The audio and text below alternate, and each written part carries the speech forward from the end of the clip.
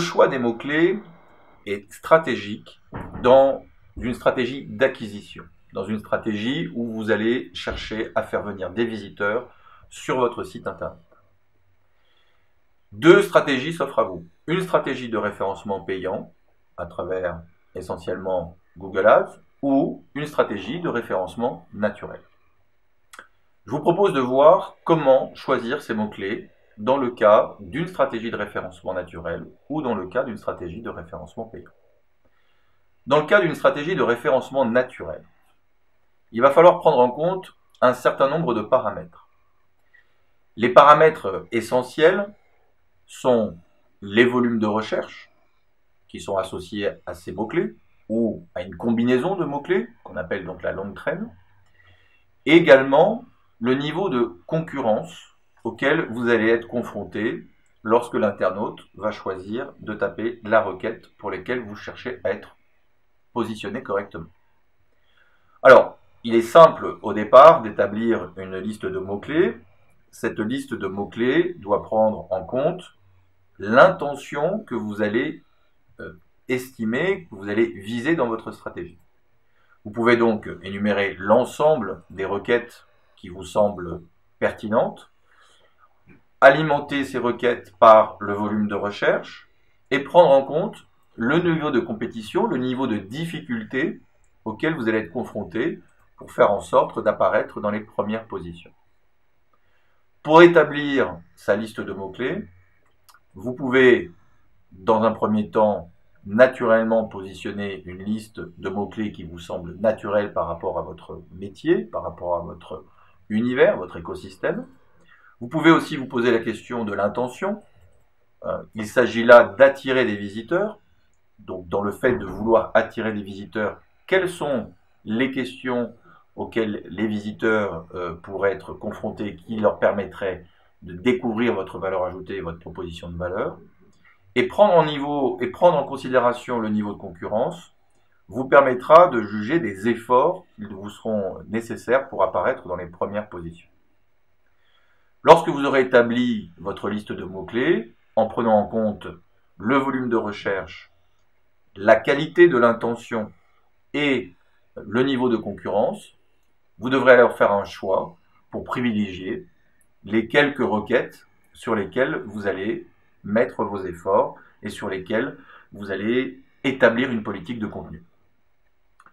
Dans le cas d'un référencement payant, vous avez donc deux autres particularités sur le référencement payant. La première, c'est, une fois encore, de mesurer l'intention. Quelle est, selon vous, la requête, l'intention, les mots qui vont être exprimés à travers le moteur de recherche Google pour faire en sorte que vos clients puissent vous identifier. Ensuite, vous prendrez en compte, une fois encore, le volume de recherche et le CPC. Le CPC qui est coût par clic, c'est très clairement le coût auquel va vous facturer Google à chaque fois qu'un internaute va cliquer sur votre annonce, est un élément important. C'est un système d'enchères, donc vous aurez la possibilité de choisir en fonction de votre légitimité, de votre antériorité sur vos campagnes, le niveau d'enchères auquel vous souhaitez être confronté. En établissant une liste précise avec tous vos mots-clés, toutes vos recherches, toutes les expressions auxquelles vous pensez que l'internaute pourrait être potentiellement intéressé par votre proposition, en alimentant cette liste avec le niveau de volume de recherche et puis également le niveau de CPC, vous devrez ensuite déterminer quelles sont selon vous les priorités et essayer de trouver un compromis entre le coût par clic, le volume de recherche et l'intention qui est visée. Vous le comprendrez, des recherches génériques ne sont peut-être pas très pertinentes parce qu'elles sont déjà peut-être extrêmement coûteuses, mais surtout parce que la qualité de ces recherches génériques ne vous garantissent pas d'amener sur votre site internet des visiteurs qui seraient véritablement concernés par votre valeur de proposition. Il est toujours intéressant d'essayer de trouver un compromis entre le volume, même si celui-ci est plus faible, mais par contre, il pourra être interprété comme étant plus qualitatif, et d'essayer de jouer sur le niveau de CPC de façon à pouvoir obtenir des coûts par clic qui soient les plus intéressants en fonction de votre coût d'acquisition, en fonction de votre modèle business.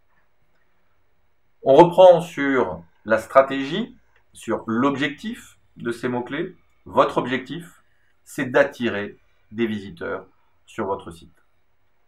Que ce soit en référencement naturel ou en référencement payant, la question fondamentale, c'est quelles sont selon vous les requêtes, les expressions de vos internautes qui justifient qu'ils puissent vous identifier pour que ensuite vous soyez en position de leur exprimer votre valeur ajoutée, votre offre, vos solutions, vos produits.